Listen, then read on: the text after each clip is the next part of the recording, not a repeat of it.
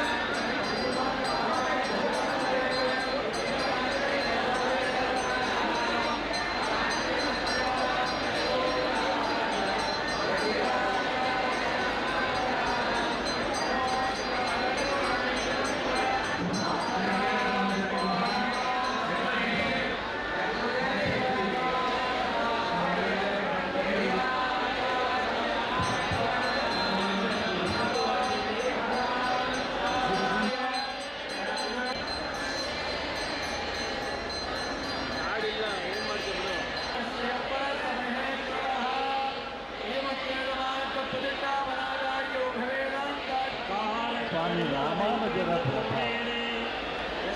ಸಾವಿರ ವರ್ಷಗಳಾದ ಮೇಲೆ ಸ್ವಾಮಿ ರಾಮಾನುಜರು ಈ ನೆಲದಲ್ಲಿ ಆ ಭಕ್ತಿಯ ಸುಧೆಯನ್ನು ಮತ್ತೊಮ್ಮೆ ಹರಿಸ್ತಾ ಇದ್ದಾರೆ.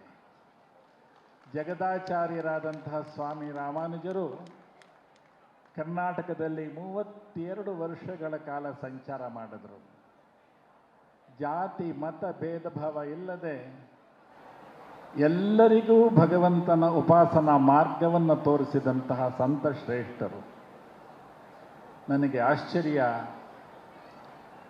ಈ ಒಂದು ಅದ್ಭುತವಾದಂತಹ ಸನ್ನಿವೇಶದಲ್ಲಿ ನಾಡಿನ ಮೂಲೆಗಳಿಂದೆಲ್ಲ ನಮ್ಮ ಸಮಾಜದ ಬಾಂಧವರು, ಶ್ರೀ ವೈಷ್ಣವರು, ರಾಮಾನುಜರ ಅನುಯಾಯಿಗಳು ಬಂದು ಸೇರಿದ್ದೀರಲ್ಲ, ಇದೇ ವಿಶ್ವವಿಜಯ ಮಹೋತ್ಸವದ ಸಂಕೇತ. ಇದು ಕರ್ನಾಟಕ ರಾಜ್ಯದಲ್ಲಿ ಪ್ರತಿಯೊಂದು ಗ್ರಾಮದಲ್ಲೂ ಪೂಜೆ ಮಾಡ್ತಕ್ಕಂಥ ಅರ್ಚಕರು ಅವರಿಗೆ ಸಿಕ್ಕತಕ್ಕಂಥ ಸೌಲಭ್ಯಗಳ ಬಗ್ಗೆ ಅವರನ್ನೆಲ್ಲ ಒಗ್ಗೂಡಿಸಿ ಈ ಒಂದು ದೊಡ್ಡ ಕಾರ್ಯಕ್ರಮವನ್ನು ಮಾಡಿ ಸರ್ಕಾರದ ಕಣ್ಣನ್ನು ತೆರೆಸಿ ಯಾವ ದೇವಸ್ಥಾನಗಳಲ್ಲಿ ಅರ್ಚಕರಿದ್ದಾರೆ ಅವರಿಗೆ ಸಿಗತಕ್ಕಂಥ ಸೌಲಭ್ಯಗಳು, ಸರ್ಕಾರದಲ್ಲಿ ಅವರಿಗೆ ಸಿಗತಕ್ಕಂಥ ಸೌಲಭ್ಯಗಳನ್ನು ದೊರಕಿಸಿಕೊಡ್ಬೇಕು ಅನ್ನೋ ಏಕೈಕ ಉದ್ದೇಶದಿಂದ ಹಾಗೂ ಕರ್ನಾಟಕದ ಇರತಕ್ಕಂಥ ಎಲ್ಲ ಅರ್ಚಕರನ್ನ ಒಂದೆಡೆ ಸೇರಿಸಿ ಈ ಒಂದು ತ್ರಿಪುರವಾಸಿನಿಯಲ್ಲಿ ಇವತ್ತು ಕಾರ್ಯಕ್ರಮವನ್ನು ಮಾಡಿ ಸರ್ಕಾರದ ಕಣ್ಣನ್ನು ತೆರೆಸಿ ತಮಗೆ ಬರಬೇಕಾಗಿರ್ತಕ್ಕಂಥ ಹಕ್ಕು ನಮಗೇನಾಗಿದೆ, ಈಗಾಗಲೇ ಹಲವಾರು ವಿಚಾರಗಳಲ್ಲಿ ನಾವು ವಂಚಿತರಾಗಿದ್ದೀವಿ. ಅರ್ಚಕರು ಅಂತ ಹೇಳಿದರೆ ಒಂದು ಊರಿಗೆ ಒಬ್ಬರೇ ಇರ್ತಾರೆ. ಹಾಗಾಗಿ ಈ ಕರ್ನಾಟಕ ರಾಜ್ಯದೆಲ್ಲ ಅರ್ಚಕರು ಒಂದು ಕಡೆ ಸೇರುವಂಥ ಕಾರ್ಯಕ್ರಮಕ್ಕೆ ಸ್ವಾಮೀಜಿಗಳು ಒತ್ತನ್ನು ಕೊಟ್ಟು ಇವತ್ತು ವಿಶ್ವವಿಜಯೋತ್ಸವವನ್ನು ಆಚರಣೆ ಮಾಡಿ ಸಹಸ್ರಾರು ಸಂಖ್ಯೆಯಲ್ಲಿ ಈಗಾಗಲೇ ನಮ್ಮಲ್ಲಿ ಒಂದು 40-45 ಸಾವಿರ ಜನ ಬಂದಿದ್ದಾರೆ. ನಾವು ನಿರೀಕ್ಷೆ ಒಂದು 75,000 ಜನ ಬರುವಂಥ ನಿರೀಕ್ಷೆ ಇದೆ.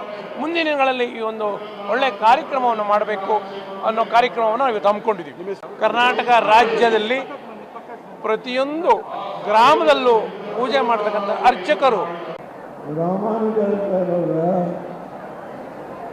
ಇತಿಹಾಸವನ್ನು ಹೆಚ್ಚು ಅಧ್ಯಯನ ಮಾಡಬೇಕು. ಒಂದೆರಡು ವಿಷಯಗಳನ್ನು ಮಾತ್ರ ಮುಂದೆ ನಿವೇದನೆ ಮಾಡಿಕೊಳ್ತೇನೆ. ನಾವೇನು ಇವತ್ತು ನಮ್ಮ ಶ್ರೀರಂಗದಲ್ಲಿ ಯಾವ ರಂಗನಾಥನ ದೇವಸ್ಥಾನ ಕಟ್ಟಿದ್ದಾರೋ ಅಲ್ಲಿ ಇನ್ನು ಮೊದಲನೇ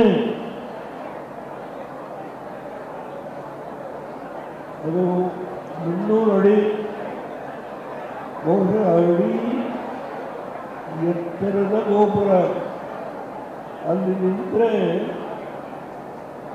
ಇತಿಹಾಸ ಶ್ರೀಲಂಕಾ ನೋಡುವುದಾಗಿತ್ತು ಅಂತ ಹೇಳ್ತಾರೆ. ಅದಿನ್ನೂ